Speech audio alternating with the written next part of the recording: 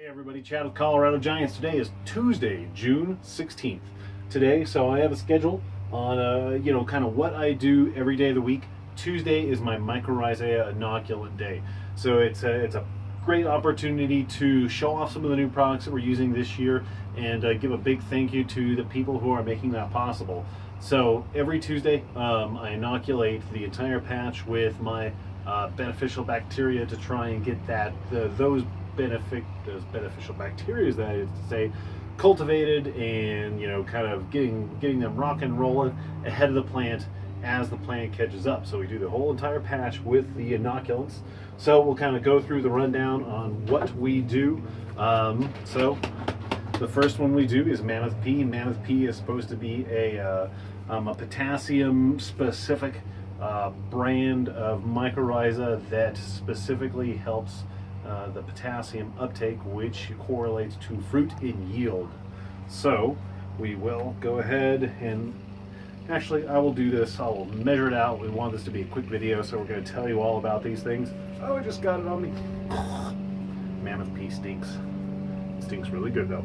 So then we use the New Millennium, the Ruby Fuel. What this does is it allows the uptake, it enhances the uptake of all the nutrients into the plant itself.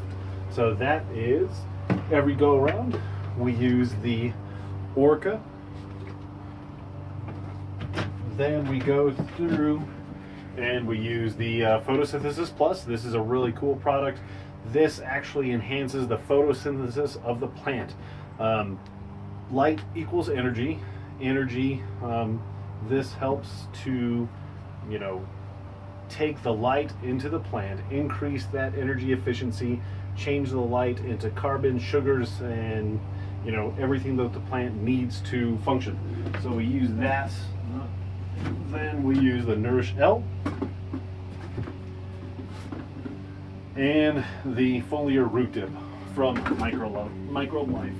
So those are the products that we'd use now that the plant is now that the plant is kind of big. We're also using the nitrogen supplements. We're using a little bit of calcium, magnesium, reading the plant, kind of figuring out what the plant needs. So let's hit the pause button. We'll go out to the patch and we'll show you how they look. All right, so we're in the Colorado Cave. Some things that you might have noticed, you might notice this time that weren't done in the last video. You can see that I finished the drip tape. So the drip tape is in patch in its entirety. Something else that I've added this year is a fancy sprinkler system. So this goes off for a few minutes throughout the day, which the main purpose of it is simply to cool the plants. Pumpkin plants prefer temperatures under I would say 80 degrees. If they're in and around 80 degrees, they're good. Much above 80 degrees, the plant kind of shuts down, and when the plant shuts down, the growth doesn't happen. We want to grow this biggest pumpkin possible, so with the help of these, we are keeping the plants cool during the hottest points of the day. So you can kind of see the plants. Now the 1662 Tobacco on the left, that is looking really good. We've hit the side, and we're past the middle point of the screenhouse. So this is 20 foot wide. So we can easily say that the plant itself is about 12 foot wide. The main vine is probably about 14 feet wide, as it's, the center is in the middle of that, kind of goes at an angle, and then once it hits that post, we're going to go straight now. You can see that we have our first little pumpkin on here. This is probably about 5 or so days away from opening up. I'm going to, what the current plan is that is subject to change, is that I will pollinate this one, and then there's already another pumpkin in the tip, which is about 1, 2, 3, 4, 5 leaves away. I'll probably pollinate that one too, hoping to go with the second pumpkin to have more plant behind the pumpkin. So I'm going to try two things. The Jutras plant, I think I'm going to pollinate the first pumpkin and then have the pumpkin kind of be in the middle of the plant. So half the plant in front of the fruit, half the plant in the back of the fruit. Whereas this plant, almost all of the plant will be behind the fruit itself, trying to send all the energy. I want to see if that makes a difference.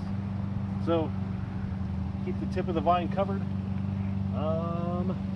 And that's it. Trying to keep the video pretty quick this year, or trying to keep all the videos kind of quick this year. Don't get too talky, but keep it quick today. So I think that's really about it. We're probably about a week to 14 days away from pollinating our pumpkins. We'll do another video when that time comes. But as always, thank you to our sponsors. So Smart Pots, Microbe Life, Mammoth Nutrients, New Millennium, and everybody else that has helped make this possible this year.